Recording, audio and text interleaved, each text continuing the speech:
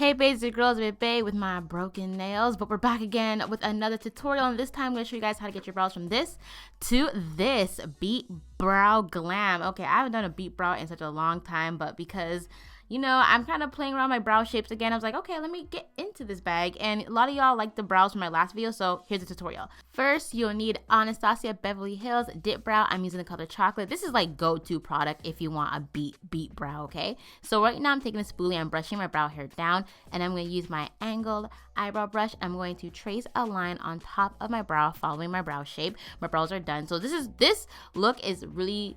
You really need to do a beat brow look when your brows are done. If your brows are not done, it's gonna make your brows look really, really thick. And I'm not a big fan of thick brows, but if you like thick brows, go do you, boo-boo.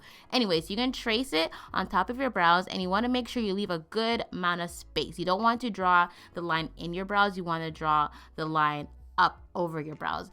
So your brows are gonna look really thick and crazy while you're doing this step because you are over exaggerating your brows, but we'll clean it up with concealer. But you're gonna repeat the same step on the bottom part of your brows. You wanna brush your brow hair upwards and then trace along your brow shape. And you wanna make sure the top and bottom lines connect together at the tail end of your brows. Next step is to fill in your brows. So right now I'm focusing majority of the product towards the mid to the tail end of my brows, and I'm putting a lot of pressure on it because I want it to be nice and thick and I want it to be opaque.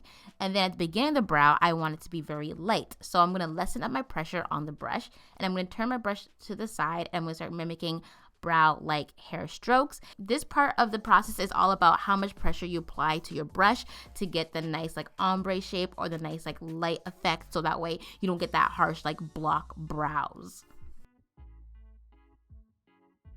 Next, you need a nice flat brush to cut your brows with. This is the same brush that I love to use for my cut crease. So right now I'm taking my concealer and I'm cleaning up under my brows. So here's the key thing to make your brows look like super clean and sharp.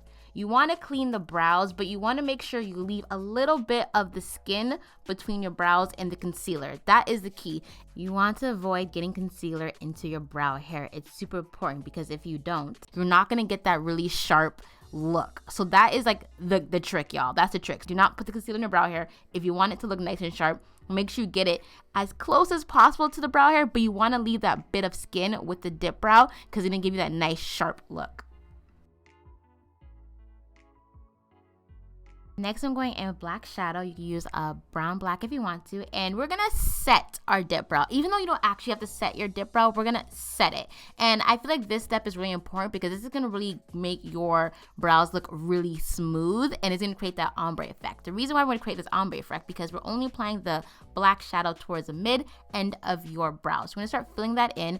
And we're going to keep adding onto it until it looks like nice and smooth. To the point you don't really see your brow hair sticking out. I know a lot of people said, why don't you use a darker dip brow? But I like to use the chocolate brow because when I put the black on top of it, it gives me a nice brown black and it's not too harsh. Because I feel like if I use ebony, it might be too dark. My brows may look too dark, if that makes sense, if I mix it with the black. But anyways, you're gonna start filling in your brows with this, and you want to focus it towards the mid to tail end, and this is all about pressure, y'all. So you're applying more pressure, more shadow towards the tail end, and you're lightening up your pressure as you get closer to the beginning of your brow. And then because you're not putting any eyeshadow at the beginning of your brow, you're going to take your spoolie and you're gonna start brushing it out. So you're gonna start brushing the beginning of your brows into the mid of your brows. That way we can blend the colors together so it goes from a light brown to the black.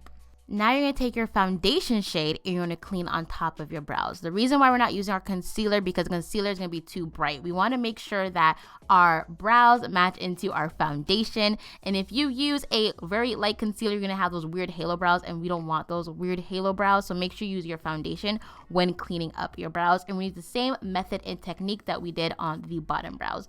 Next, I'm going in with NYX Brow Glue, y'all. So beginning of this year, I was always using, the Got2b gel. But this brow gel is amazing. It's one of the best brow gels on the market.